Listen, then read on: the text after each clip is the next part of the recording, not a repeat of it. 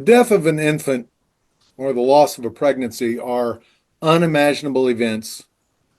The seismic disruption it creates adds layers of struggle as family, parents, everyone who's anticipated this joyful event tries to make sense of what the inconceivable has happened.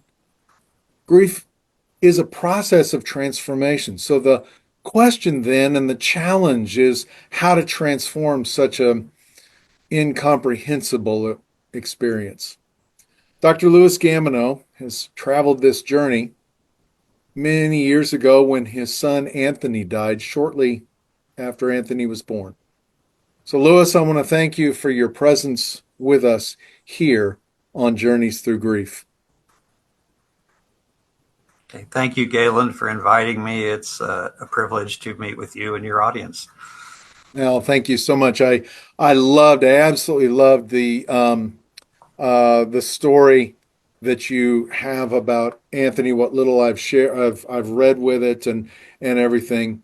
And it was so meaningful to me. I was really glad to be able to bring you and your experience there with that to our folks here at Journeys Through Grief. You knew of Anthony's anomalies prior to his birth and began Correct. then to be able to have that anticipatory grief, if you will, and everything. What things did you do along that part of your pregnancy and that experience to prepare yourself and to work with that part of your grief? Well, sure, Galen. Let me just back up for a second. I mean, Sure. the most obvious thing here is my wife, Marla, and I are now members of the proverbial club that nobody wants to join, Yeah. which is that of parents who've had a child die. And sadly, I'm part of that group now. But actually, my time working in grief and bereavement started way before that, just because of an intrinsic interest in the field. So I had the benefit of being part of a national network of colleagues like yourself when this happened, and tremendous support came to me from that angle, which I'll talk Yeah. about more as we go Sure. along. But so the short version of the story is we had a son and a daughter, and we really wanted a third child. So when Marla told me that she was pregnant, I was excited, and we were rocking along until the routine sonogram at 15 weeks. And we were both chirping and chatting with and she wasn't saying much back. And then at one point said, just a minute, I'm going to go get the doctor. And, we're still clueless. The doctor comes in, takes a few look at the images, and the words that I will never forget were, "There's a problem with the baby." Oh, no. Ouch. Okay. Mm. So happiness, joviality, anticipation turned to 180 in a single instant there. And we didn't know all at that moment, except that things looked very bleak because they could tell on the screening of anatomical abnormalities and things like that weren't supposed to be there. And so subsequent testing revealed that our son, it was a little boy, had a condition called trisomy 18, which is, a disjunction of the chromosomes. And when you look that up in the textbook, you will read the phrase incompatible with life. Wow. Okay, which is, it sounds very sterile, but when you read on, essentially, it's a heart condition. He had a one-chamber heart.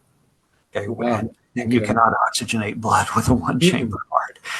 Okay, so we were just thunderstruck. I mean, I got to tell you, and get a little emotional just talking about it. But what's the first thing I did after we met and huddled? I called my parents and blubbering over the phone to them about what we were facing. And even though they were older, they were very supportive and encouraging. They were just there, and that was really helpful at ground zero. So it's I can't go back over this without getting a little welled Sure. up. But No, absolutely. very difficult. So for us, we found out between 15 and 18 weeks what we were facing here. And, the doctor was, he was gentle, he was kind, and he was also kind of giving us the range of options, one of which was termination. This was a different day and time than we're in now, of course, but we're Catholic Christians. There's just no way that was consistent with our beliefs. We were not going to do that. Plus, we were already at a point where Marla could feel the baby's movements. So it's one thing to have the idea of being pregnant, is something else to feel it from the inside and live it that way. So no, the little guy was in there and he was alive. So the bottom line on that was, as long as he was connected to Marla, through the umbilical cord, and she was supplying all of his needs, he could live. Yeah. But he could not live on his own after birth. Yeah. So that's what we were facing. Wow. I don't know what the question was, Galen, but that's the short version of the story. Yeah. So you talked about the gentleness of the doctor and all. Were there things that you all did when you made the decision to continue the pregnancy, and to kind of let things play out, but I know there were also, spaces along or places along that journey that were, you're expecting to do the next things, knowing that they wouldn't be there. Well, I just wonder what you kind of did to manage that, to grieve through that. Well, to give you a little bit of a sense of Marla's personality, she's an elementary educator currently working in middle school. So you can think of that as a prison sentence or an opportunity, whichever. But Sure. she's one tough woman. So in the earlier when we had our oldest son, she got this specially made T-shirt or sweatshirt that she was wearing, and it said "Fine, period. In March, period." Because she was tired of answering the questions of, you're expecting, what are you having? How do you feel? When is it coming? Okay. Well, and that was all well and good. But this time, she could not hide the fact that she was pregnant, but let's face it, we weren't in a mood to talk about it. So we could have the other two kids out on a playground and people go, "Oh, you're expecting." And we go, "Yeah." And we just didn't encourage conversation, with strangers or whatever. Right. And so, that's a message out there for bereaved parents and grieving parents of whose children died at any age. You have the right to talk about it or not talk about it at any given moment with any person, friend, family, or stranger, because sometimes your support comes from unexpected quarters. But sometimes you just want to be left alone. And so that's your call to make. So that part was difficult, but we are blessed with, each of us with large loving families. We have a very supportive and active church family. And of course I have my professional family that I mentioned just earlier. So, we actively reached out. We let people know what was happening, what was coming. People were very supportive, checked in on us frequently. They were there for the phone calls and the wondering what was going to happen. We met with doctors so we could find out how things were likely to go at the time of delivery. And it was pretty clear that no attempt at resuscitation or prolongation of life was going to make any sense at all. Yeah. And so our thought was, our time with our son, however long that is, once he's disconnected from Marla, we just hold him and love him. That's all we can do. Sure. So, we made those kind of plans. We prepared for a funeral mass and a burial. So we worked with the local funeral director, who was very compassionate. She was wonderful. And she promised that she would come to the hospital when the baby was born and after the baby died, and that she would take him directly from the hospital to the funeral home. Okay. So that was important to us. The idea of the child going to the morgue just seemed horrific to me. I didn't want Yeah. that. And so we had a family viewing, the day after. Okay. Well, I'm getting ahead of myself. Which part of the story do you want me to tell? Well, you're fine. You're fine. Go ahead. So yeah. Well, we kind of knew when the delivery was going to be. I mean, Marla went 39 weeks, so her parents were here, and but what we weren't prepared for is that the labor itself was very short, because once her water broke and things started, I mean, the baby was only about 3 pounds, so he came really fast. Yeah. And I did get there shortly after the birth. I was not there right at the exact moment because I was home with the other two. But he lived about 40 minutes. And tiny little guy. But we had time to hold him, and we did our own baptism of him in the hospital. I did. And that was important to me as a Catholic. So the nursing staff was wonderful. They gave us time. They did not rush us. They were very sensitive. And so we kept him with us for several hours, kind of till the wee hours of the morning. And then when it was time to make the call, we did call the funeral director, and she came as promised. And so once Marla had said her goodbyes, and the children got to see the baby, the grandparents got to see the baby. After he died, we took him. I carried him out and gave him into the arms of the funeral director. Mhm. So we had worked ahead of time with our local priest, and we'd made funeral arrangements, and we had made arrangements for the cemetery and all of that. So, I guess, in the field we talk about intuitive grievers who Right. who like to talk and kind of work through their emotions and support and express things and cry, and like I am right now. Okay. And we talk about instrumental grievers who are maybe a little bit more cerebral, and they cope by doing. Okay. Yep. And Mhm. frankly, we did some of both. Each of us, Yeah. instead of a baptismal gown, Marla, sewed a very nice, basically burial gown. I spent a lot of time working on the funeral and the plans for that, the music and the service and so on, and the details of the burial. And so that's what we did. We had a funeral a couple days later, and I was the one and only pallbearer, Galen. Yeah. I was the only one needed. Yeah. Yeah. So we had a really emotional moment at the cemetery because we had done a lot of arrangements, and of course these little child caskets are so small. Yep.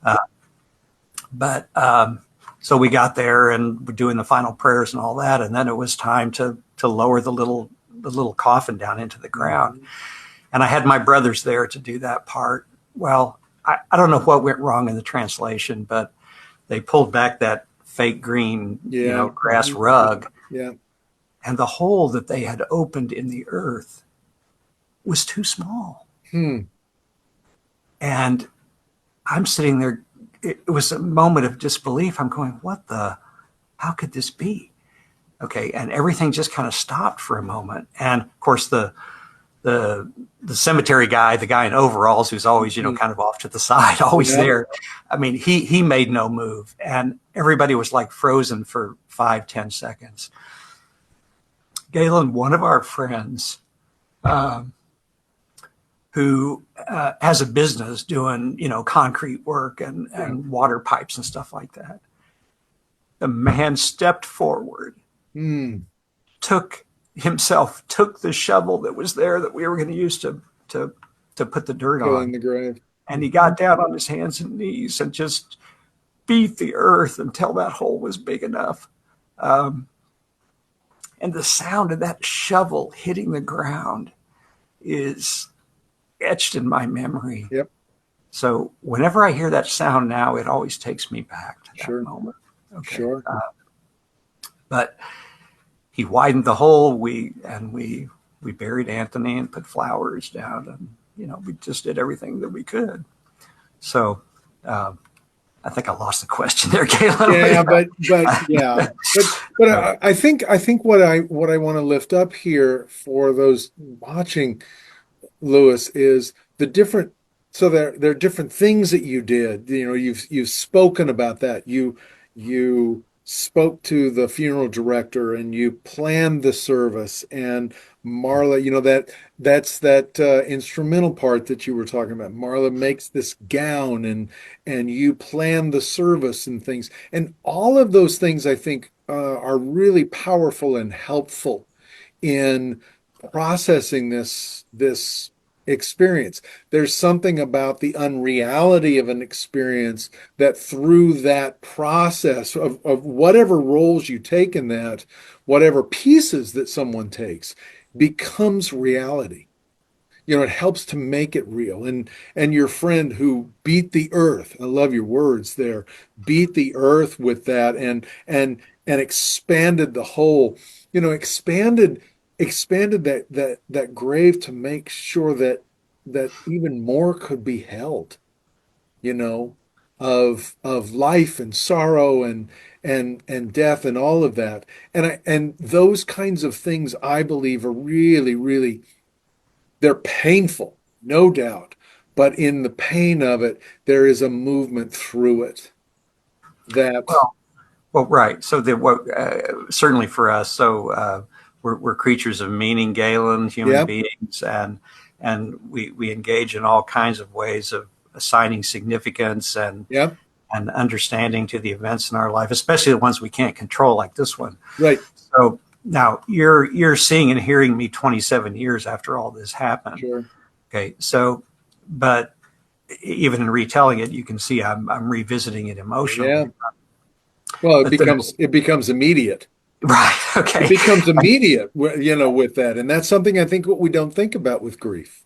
Yeah, And so, going back over that moment at the cemetery was really one of the high emotion moments for me. But in terms of assigning meaning to it, the way I've come to think of that in almost poetic terms is I shouldn't be surprised the hole was too small. What hole could hold the grief yeah, and the love? yeah, I don't think any hole was big enough. And plus, it wasn't just us as a family. The entire community was mourning with us sure, because we're part of them, they're part of us. And right, so it was way bigger than any one person or even yeah, our own family. So, yeah, yeah, and there have been subsequently, there have continued to be moments like that. So, one that I'm not sure I've shared with you before, but we had an all-night vigil in our home the night before the funeral.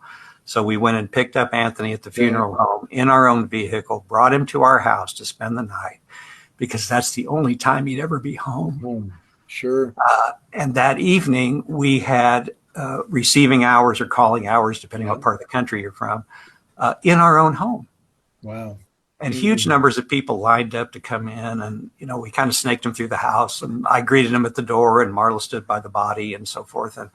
But the thing is, this was like 3 days afterwards, and Marla's body, who had just given birth, had no way of knowing the baby was yeah, dead, and her milk had come in. mm, Okay, and so bottom line, her breasts are engorged with milk for a baby that's not there. And every single person that came through that line feeling for her wanted to give her a big, tight hug, hug. mm-hmm, Okay. And not realizing that they were creating physical pressure in the process of giving. And the poor woman, I mean, but she stood through that the whole wow, night. But just, okay, so for the moms out there, these kind of very physical things of, especially when it's a loss of an infant like this, the mother's body still wants to feed and do what it's yep, supposed to do. yeah, And yeah, there was just no place to go with that. yeah, So, but anyway, and we've had other moments over the years. I don't know if you want me to talk about some of those or whatever, but well, one of the things you mentioned, so this was 27 years ago. So Anthony would be would be an adult today. Correct. I I know that you all did things like raise some funds for your church and you planted a tree and all that. I talk about the how meaningful that is and did those things make a difference and do they continue to make a difference today? Okay, the answer is yes, yes, and yes. Yes, it just Sure. keeps on going. So, absolutely. The notion that this was going to be all tragedy, that was difficult to bear. Okay. And just at a practical level, we know there's a lot of people out there that love us.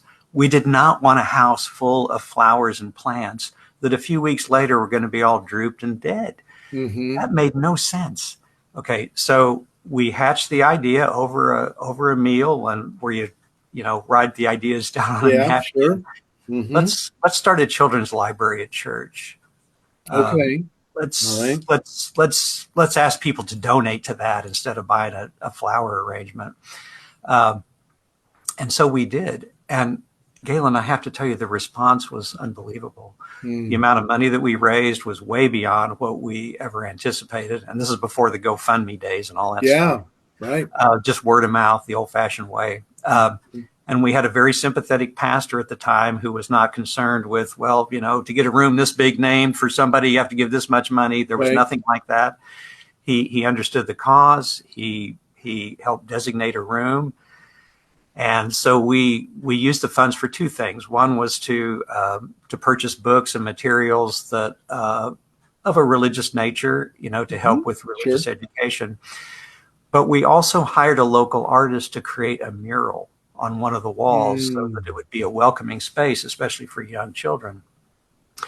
And again, given our faith affiliation, we wanted that to be a biblically themed Mm-hmm. mural. And so it was a basically Old Testament, starting with creation, Okay. light from darkness, Yeah. garden, Adam and Eve, Noah and the rainbow and all this stuff. And we used this big, huge rainbow as kind of the unifying theme, artistic theme through these various scenes, like Oh, Joseph okay. and the Mm. many-colored coat and all that kind of stuff. Yeah. So when we were doing, it's hard to describe this, but the rainbow swirled and made its, and then the end of the rainbow was like this big upsurge of angels, Mm. Okay. trumpeting, and the message was from Genesis, and God saw that it was good, Yeah. something good. So the artist, I was there when she was doing the work, and I'm looking at those angels and I'm going, they're triumphant looking. Yeah. And her name was Betsy. I said, Betsy, can you make one of these angels not so uplifted, but rather to represent Anthony? And so she did. She turned one of the angels into a figure being basically hugged and comforted by the angel next to it. And to me, that represented Anthony and Marla. Okay. And so when I go into the library and I see that, Mm. that's him. That's where he is Yeah. in the whole thing. Okay. Wow. And that's an example of the meaning. Sure. A few years later, our church was going through a major renovation and, redoing the whole sanctuary and putting a new baptismal font in and stuff like that. And we decided that some of the funds that we had put away that would have been for Anthony's college funding, had he gone to college, and some of those were royalties from the little book that I wrote about it, when you lose a baby through miscarriage or stillbirth. And anyway, we decided to contribute these funds to the building campaign.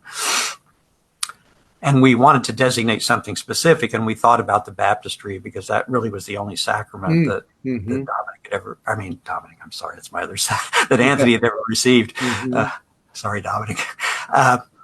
Well, you know how these campaigns go. It takes a rather large sum of money to get a specific thing like that designated. So I was sharing this with some church buddies, and Galen, an incredible thing happened. One by one, our church friends started coming to us and saying, well, we're going to contribute to the campaign also. and we don't have anything specific. We'd like to put our funds with yours toward naming the baptistry after him. Okay. And one after another, with some very significant donations. And we were blown away at this gesture. And long story short, my family got involved and we all got involved. And so that's what happened. Wow. So when they were putting the last stone in place of this new baptistry, the kind you can get into and be baptized by immersion, we got some little crosses and put on them the name of each of the donors, and they had a little spot under there. We put all those crosses and sealed them in to the actual baptistry itself. So every time I come into church and leave church, I touch that, and it's a touchstone. Yeah, literally. Literally, yeah. Literally. Wow. Okay.